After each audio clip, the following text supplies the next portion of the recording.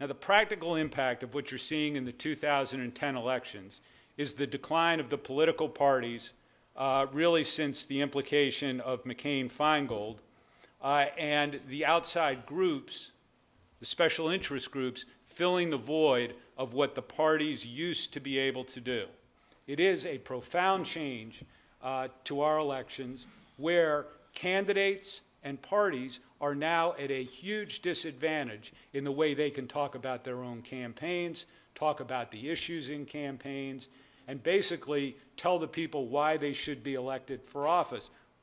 That's not a healthy development, but in my view, that's not a function of Citizens United.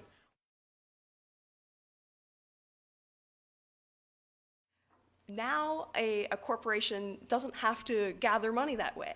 They can dip into the corporate till and spend an unlimited amount of money.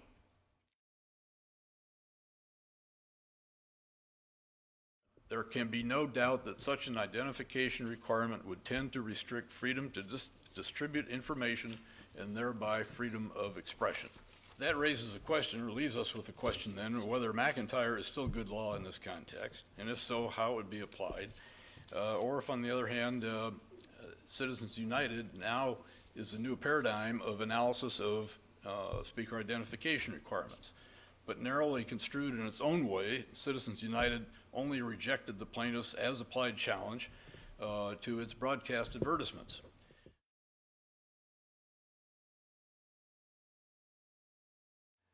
The justices took great care in crafting this opinion by connecting the First Amendment jurisprudence, the corporate, eliminating distinction between corporate and individual from the perspective of First Amendment free speech rights, based on the theory of marketplace of ideas.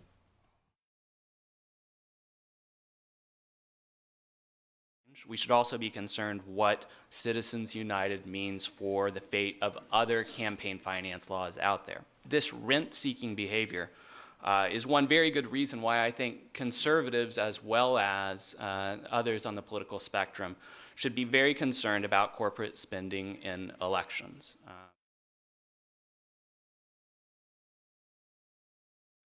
It promotes the even-handed, predictable, and consistent development of legal principles, fosters reliance on judicial decisions, and contributes to the actual and perceived integrity of the judicial process. Abrogating the errant precedent rather than reaffirming or extending it might better preserve the law's coherence and curtail the precedent's disruptive effects, because after all, that's what this whole stare decisis is about, stability in the law.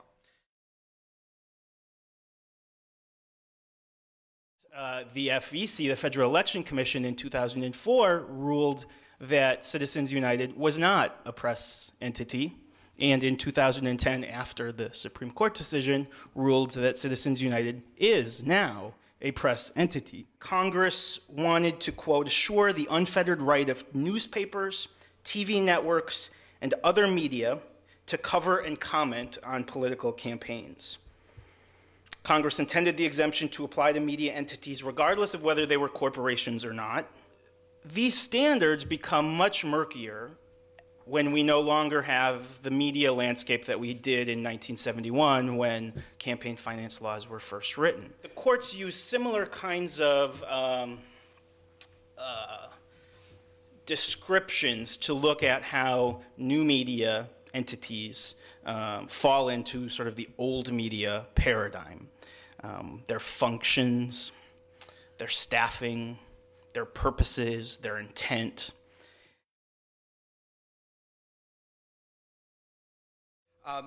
When I look at the opinion, though, through the narrative of corporate law, I actually find the opinion rather unremarkable and actually quite expected. It is an opinion that favors corporate insiders. It is an opinion that rests on notions of non-regulatory laissez-faire, sort of traditional law and economics jurisprudence, much like corporate law. Citizens United, to me, at least my argument, is that it's very much along the lines of the deference to corporate insiders. It's about elevating agents over principles, despite the corporate democracy language.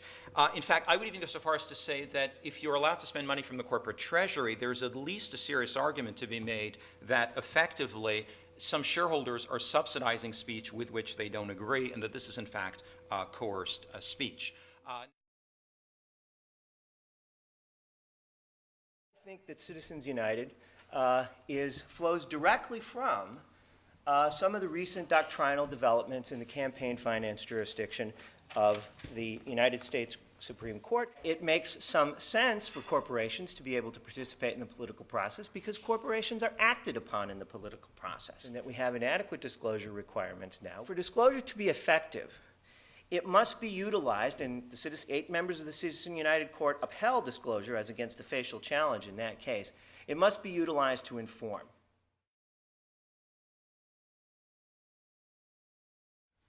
If we are worried about the perception and reality of corruption, that a politician would attempt to curry favor with a labor union or a corporation by reason of to obtain support in an election, then the ability of a corporation or a labor union to spend directly is quite an inducement for such corruption.